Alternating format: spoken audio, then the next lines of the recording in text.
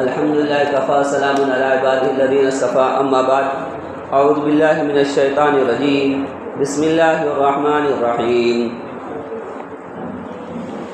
وَلَقَدْ أَنزَلْنَا إِلَيْكُمْ آيَاتٍ مُبَيِّنَاتٍ وَمَثَلًا مِّنَ الَّذِينَ خَلَوْا مِن قَبْلِكُمْ وَمَوْعِظَةً لِّلْمُتَّقِينَ۔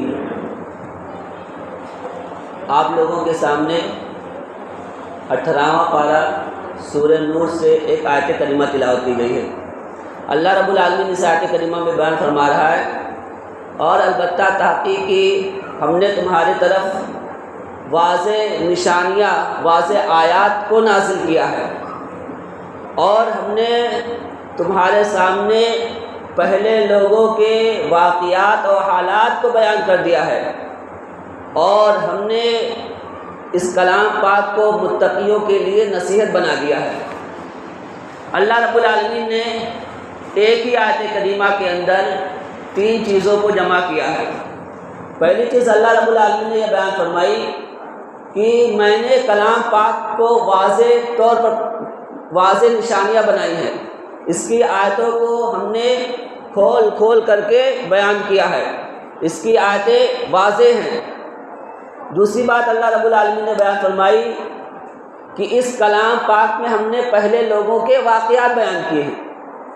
تیسری بات اللہ رب العالمین نے بیان فرمائی کہ یہ کلام پاک متقیوں کے لیے نصیحت ہے۔ اب اللہ رب العالمین نے یہ بات بیان فرمائی کہ ہم نے کلام پاک کی آیتوں کو کھول کھول کر کے بیان کیا ہے۔ اللہ رب العالمین فرماتا ہے وَلَقَدْ أَنزَلْنَا إِلَيْكَ آيَاتٍ بَيِّنَاتٍ وَمَا يَكْفُرُ بِهَا إِلَّا الْفَاسِقُونَ۔ ہم نے آپ کی طرف واضح آیات نازل کی ہے، واضح نشانیاں نازل کی ہیں، اور اس کا انکار صرف اور صرف فاسق لوگ کریں گے۔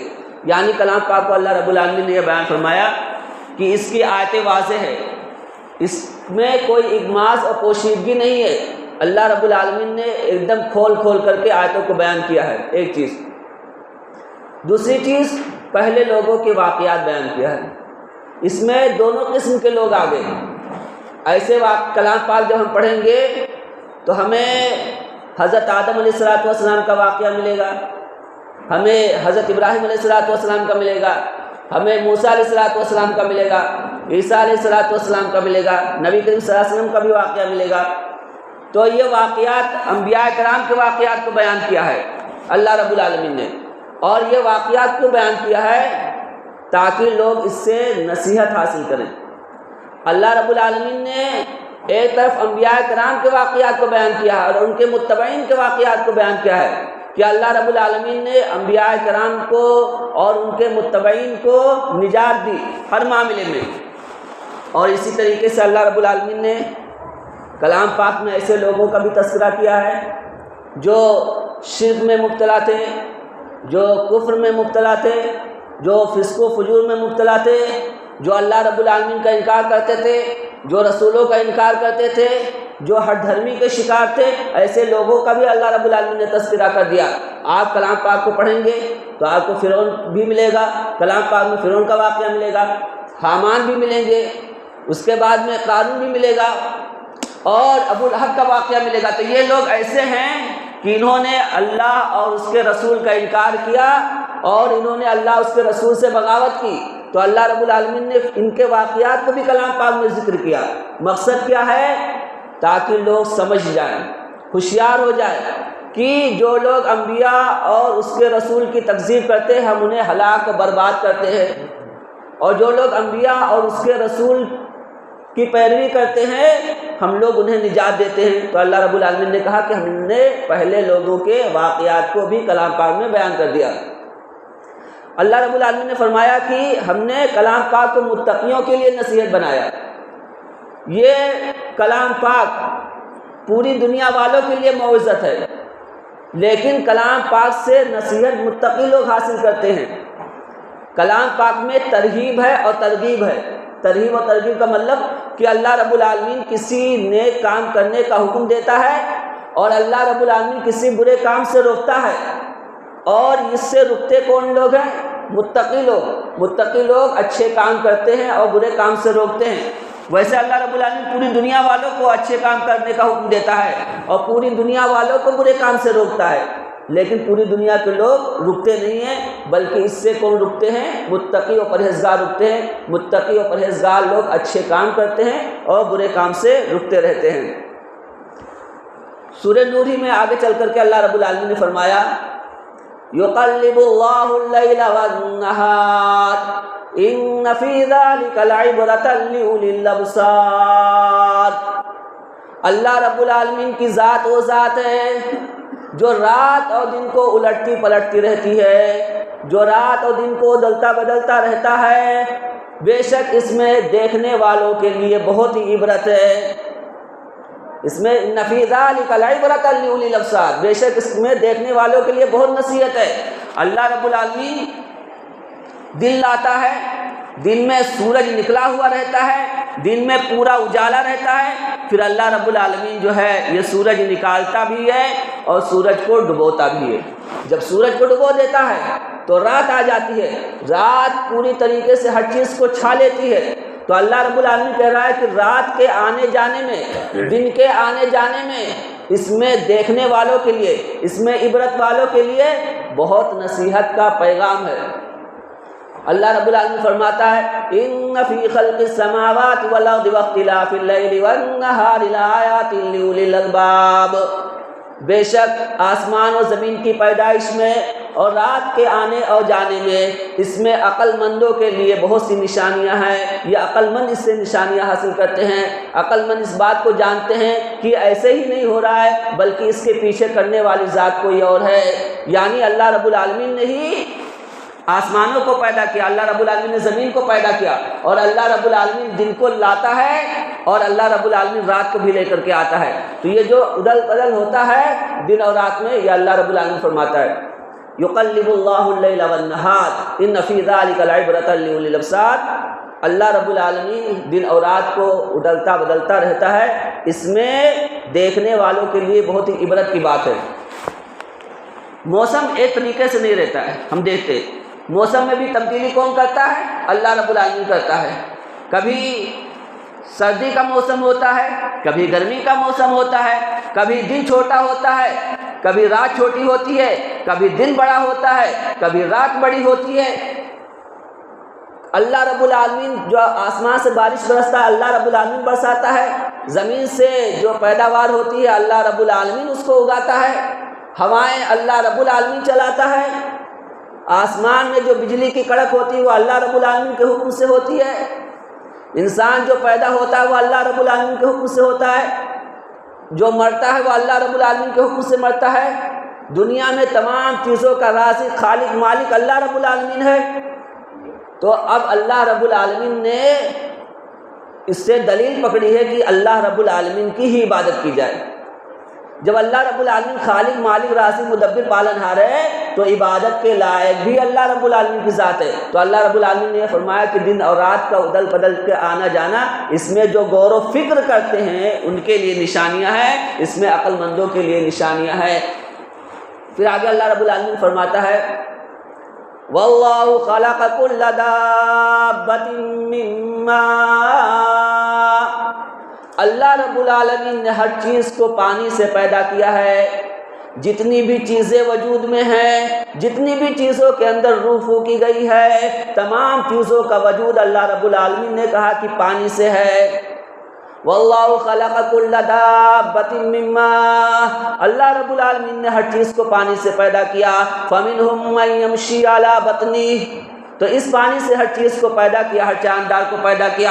تو ان میں سے کچھ ایسے جاندار ہیں، کچھ ایسی مخلوق ہیں جو اپنے پیٹ کے بل چلتی ہیں، جو اپنے پیٹ کے بل چلتی ہیں۔ مفسرین نے لکھا ہے کہ جیسے دیکھ سکتے ہو اس کو، سانپ کو دیکھ سکتے ہو، سانپ پیٹ کے بل چلتا ہے۔ تو اور بھی بہت سے مخلوق ہیں جو پیٹ کے بل چلتی ہیں، چھپکلی کو دیکھ لیجئے پیٹ کے بل چلتی ہے۔ تو اللہ رب العالمین نے فرمایا کہ کچھ مخلوق ایسی ہیں جن کو ہم نے پیدا کیا ہے، وہ پیٹ کے بل چلتی ہیں، ان کے ہاتھ اور پیر ہم نے نہیں بنائے، وہ پیٹ کے بل چلتی ہیں۔ اور اللہ رب العالمین نے فرمایا آگے چل کر کے وَمِنْهُمْ مَنْ يَمْشِي عَلَى رِجْلَيْنِ، جانداروں میں سے ہے جیسے جاندار کو بھی ہم نے پیدا کیا ہے، ہم نے ایسی مخلوق بھی پیدا کی ہے کہ جو دو پیر سے چلتی ہے، دو پیر سے جیسے انسان چلتا ہے، مرغے کو دیکھ لیجئے، مرغی کو دیکھ لیجئے۔ تو اللہ رب العالمین نے فرمایا کہ جانداروں میں سے ایسے جاندار ہم نے پیدا کیا جو دو پیر سے چلتے ہیں، اور آگے اللہ رب العالمین نے فرمایا وَمِنْهُم مَّن يَمْشِي عَلَىٰ أَرْبَعٍ، اور جانداروں میں سے ایسے جاندار ہم نے پیدا کیے ہیں جو چار پیر سے چلتے ہیں، گائے ہے، بھینس ہے، اونٹ ہے، بکری بکرا ہے، دیکھ لیجئے چار پیر سے۔ یخلق اللہ ما یشاء، اللہ رب العالمین جو چاہتا ہے پیدا کرتا ہے، اللہ رب العالمین اس سے زیادہ پیر والوں کو بھی پیدا کر سکتا ہے، پیدا کیا ہے، اور اللہ رب العالمین کی حکمت جس طریقے سے چاہتی ہے پیدا کرتا ہے۔ ان اللہ علی کل شیء قدیر، بے شک اللہ رب العالمین ہر چیز پر قادر ہے۔ تو اللہ رب العالمین نے یہ بات بیان فرمائی آیت کریمہ میں کہ اللہ رب العالمین نے ہر چیز کو پانی سے پیدا کیا۔ تو بہت سے جاندار ایسے ہیں جو اپنے پیٹ کے بل چلتے ہیں، بہت سے ایسے جاندار ہیں جو دو پیر سے چلتے ہیں، جن کو دو پیر دیے ہیں، اور بہت سے جاندار ایسے ہیں جن کو ہم نے چار پیر دیے ہیں، اور اللہ رب العالمین نے کہا کہ ہم نے اور طریقے کی مخلوق پیدا کیا۔ بے شک اللہ رب العالمین ہر چیز پر قادر ہے۔ اللہ رب العالمین نے یہ بات بیان کیوں کی کہ اللہ رب العالمین کی لوگ عبادت کریں۔ آسمان و زمین میں جتنی چیزیں بھی پیدا ہیں، جتنی چیزیں، جتنی مخلوق ہیں، سب کا پیدا کرنے والا اللہ رب العالمین ہے۔ اللہ رب العالمین جب ہر چیز کا پیدا کرنے والا ہے تو اللہ رب العالمین ہی ہر چیز کے عبادت کے لائق صرف اور صرف اللہ رب العالمین کی ہی ذات ہے، اس کے علاوہ کوئی ذات نہیں ہے۔ آگے اللہ رب العالمین نے فرمایا لَقَدْ أَنزَلْنَا آيَاتٍ مُبَيِّنَاتٍ، البتہ تحقیق کی ہم نے واضح نشانیاں نازل کی ہیں، یعنی کلام پاک کو نازل کیا ہے۔ وَاللَّهُ يَهْدِي مَن يَشَاءُ إِلَىٰ صِرَاطٍ مُّسْتَقِيمٍ، اور اللہ رب العالمین جسے چاہتا ہے سیدھے راستے کی طرف رہنمائی کرتا ہے۔ جو سیدھے راستے کے لائق رہتا ہے اللہ رب العالمین انہیں سیدھے راستے کی طرف رہنمائی کرتا ہے۔ آگے چل کر کے اللہ رب العالمین نے سورہ نور ہی میں فرمایا وعد اللہ الذین آمنوا منکم وعملوا الصالحات لیستخلفنہم فی الارض کما استخلف الذین من قبلہم، اللہ رب العالمین نے وعدہ کر کے رکھا ہے ان لوگوں سے جو ایمان لے کر کے آئے اور وہ لوگ جو نیک اعمال کرتے ہیں کہ اللہ رب العالمین انہیں ضرور بضرور خلیفہ بنائے گا، جیسے ان سے پہلے لوگوں کو اللہ رب العالمین نے خلیفہ بنایا۔ یہ آیت کریمہ کے اولین مخاطب صحابہ کرام ہیں۔ صحابہ کرام سے اللہ رب العالمین مخاطب ہو کر کے کہہ رہا ہے کہ ایمان والے اور عمل صالح کرنے والوں کو ہم خلیفہ بنائیں گے، جیسے ان سے پہلے لوگوں کو خلیفہ بنایا۔ اللہ رب العالمین نے دیکھیے کس طریقے سے بادشاہت عطا کی۔ حضرت داؤد علیہ السلام کو اللہ رب العالمین نے بادشاہ بنایا، ان کے بیٹے حضرت سلیمان علیہ السلام کو اللہ رب العالمین نے بادشاہ بنایا، اور اللہ رب العالمین نے صحابہ کرام سے کہا کہ ہم ایمان والے اور نیک عمل کرنے والوں کو ایسے ہی ضرور بضرور خلیفہ بنائیں گے جیسے کہ ان سے پہلے لوگوں کو خلیفہ بنایا۔ اور یہ آیت کریمہ، اس آیت کریمہ کے مصداق صحابہ کرام بھی ہوئے۔ صحابہ کرام میں سے دیکھیے خلافت کس کے پاس آ رہی ہے، حضرت ابوبکر صدیق رضی اللہ تعالیٰ عنہ مسلمانوں کے پہلے خلیفہ بن رہے ہیں، مسلمانوں کے دوسرے خلیفہ حضرت عمر فاروق رضی اللہ تعالیٰ عنہ بن رہے ہیں، مسلمانوں کے تیسرے خلیفہ حضرت عثمان رضی اللہ تعالیٰ عنہ بن رہے ہیں، مسلمانوں کے چوتھے خلیفہ حضرت علی رضی اللہ تعالیٰ عنہ بن رہے ہیں۔ تو یہ خلافت جو ہے مسلمانوں کے حق میں بھی آئی۔ مسلمانوں کے خلیفہ حضرت امیر معاویہ رضی اللہ تعالیٰ عنہ بھی ہیں، مسلمانوں کے حق میں بھی اللہ رب العالمین نے یہ خلافت دی۔ تو اللہ رب العالمین کہہ رہا ہے کہ ہم ایمان والوں کو اور عمل صالح والوں کو ضرور بضرور پوری دنیا میں خلافت عطا کریں گے، جیسے کہ ہم نے پہلے لوگوں کو خلیفہ بنایا۔ اور اللہ رب العالمین فرما رہا ہے وَلَا يُمَكِّنَنَّ لَهُمْ دِينَهُمُ الَّذِي ارْتَضَىٰ لَهُمْ، اللہ رب العالمین ضرور بضرور ان کے دین کو مضبوط بنا دے گا، ان کے دین کو پختہ بنا دے گا۔ اس دین کو اس لیے پختہ بنائے گا کہ اللہ رب العالمین اس دین کو ان کے لیے پسند کر چکا ہے۔ اللہ رب العالمین نے یہ دین صحابہ کرام کے لیے اور صحابہ کرام کے نقش قدم پر چلنے والے تمام لوگوں کے لیے، مومنین کے لیے، عمل صالح کرنے والوں کے لیے اللہ رب العالمین نے اس دین کو پسند کر چکا ہے۔ یہ دین اللہ رب العالمین نے اللہ کے رسول جناب محمد رسول اللہ صلی اللہ علیہ وسلم پر نازل کیا، اور نازل کرنے کے بعد میں صحابہ کرام نے اس دین کی پیروی کی۔ اس کے بعد صحابہ کرام کے نقش قدم پر چلنے والے جتنے لوگ ہوں گے اللہ رب العالمین کہہ رہا ہے کہ شرط یہ ہے کہ ایمان لے کر کے آئے اور خلیفہ اور عمل صالح کریں۔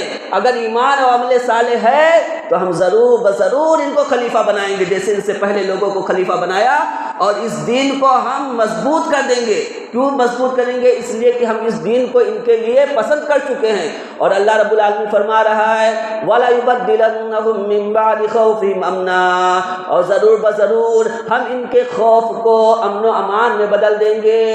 یہ لوگ یعبدوننی لا یشرکون بی شیئا، یہ لوگ صرف اور صرف میری عبادت کریں گے، میرے علاوہ کسی کی عبادت نہیں کریں گے، یہ میرے ساتھ کسی کو شریک نہیں کریں گے۔ وَمَن كَفَرَ بَعْدَ ذَلِكَ فَأُولَٰئِكَ هُمُ الْفَاسِقُونَ، جو اس کے بعد کفر کرے یہی لوگ فاسق ہیں۔ اللہ رب العالمین نے فرمایا کہ ایمان اور عمل صالح اور یہ جس کے حق میں ہوگا، جو ایمان اور عمل صالح اگر آج بھی کوئی کرے گا، آج بھی ایمان اور عمل صالح آ جائے تو اللہ رب العالمین آج بھی مسلمانوں کو پوری دنیا میں خلافت عطا کرے گا۔ اور ان کی خلافت کی بنیادی وجہ کیا ہوگی؟ ان کے خلافت کی بنیادی شان کیا ہوگی؟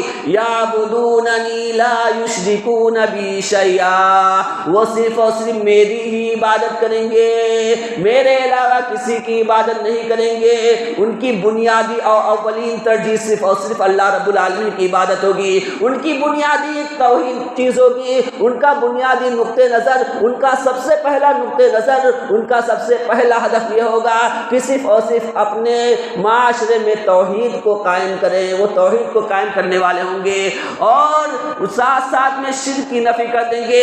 اپنے معاشرے میں وہ شرک نہیں چلنے دیں گے، شرک کی کسی قسم سے وہ کبھی بھی کمپرومائز نہیں کریں گے، شرک کو وہ ختم کر کے رکھ دیں گے۔ یہ ان کی جو ہم ان کو خلافت دیں گے، جو مسلمان خلیفہ بنیں گے ایمان و عمل صالح والے، ان کی بنیادی ترجیح یہ ہوگی کہ اپنے قوم میں وہ توحید کو نافذ کریں گے اور شرک کو کسی بھی طریقے سے گوارا نہیں کریں گے۔ معلوم یہ ہوا پورے دنیا کے مسلمان جن کو اللہ رب العالمین نے حکومت دے رکھی ہے، آج جو مسلمان خلیفہ بنے ہوئے ہیں، آج جو اللہ رب العالمین نے مسلمانوں کو حکومت دے رکھی ہے، آج بھی کئی ایسے ممالک ہیں جس پر مسلمان حکومت کر رہے ہیں، ان کے لیے یہ آیت کریمہ آئیڈیل اور نمونہ ہے۔ یہ آیت کریمہ ان کے لیے آئیڈیل اور نمونہ ہے۔ اس آیت کریمہ کو اپنے اوپر سب سے پہلے فٹ کرنا چاہیے، اور ساتھ ساتھ میں جو ہے اپنے عوام کے اوپر بھی فٹ کرنا چاہیے۔ ان کا بنیادی اور ترجیح مقصد یہ ہونا چاہیے کہ ہمارے ملک میں سب سے پہلے توحید قائم رہے اور ہمارے ملک میں کسی طریقے سے شرک نہ آ سکے، یہ ان کا بنیادی مقصد ہونا چاہیے۔ اگر یہ بنیادی مقصد ہے تو ٹھیک ہے، اور اگر یہ بنیادی مقصد نہیں ہے تو یہ فیل ہو چکے ہیں۔ اگر یہ بنیادی مقصد توحید آ جائے اور شرک سے دور ہو جائیں تو کوئی بھی ان کو ان کا کچھ بھی نہیں بگاڑ سکتا ہے۔ لیکن جب ان کے اندر شرک آ جائے گا، اللہ رب العالمین جو ہے اپنی نظر رحمت ان لوگوں سے ہٹا لے گا، کیونکہ اللہ رب العالمین جن لوگ جو شرک میں مبتلا ہوں، اللہ رب العالمین مشرکوں کی مدد نہیں کرتا ہے، اللہ رب العالمین موحدین کی مدد کرتا ہے۔ تو جو مسلمان ممالک ہیں ان کے لیے ضروری ہے کہ وہ اپنے ملک کے اندر توحید کو نافذ کریں اور شرک سے دور ہو جائے۔ اور آگے اللہ رب العالمین نے اسی آیت کریمہ کے فوراً بعد فرمایا وَأَقِیمُوا الصَّلَاةَ وَآتُوا الزَّکَاةَ وَأَطِیعُوا الرَّسُولَ لَعَلَّکُمْ تُرْحَمُونَ، نماز قائم کرتے رہے، زکوٰۃ ادا کرتے رہے، اور رسول اللہ صلی اللہ علیہ وسلم کی مکمل پیروی کرتے رہو، لعلکم ترحمون، تاکہ تم پر رحم کیا جائے۔ تو خلیفہ جو ہو، مسلمانوں کو جو خلافت ملے، اس کے لیے کیا بنیادی چیز؟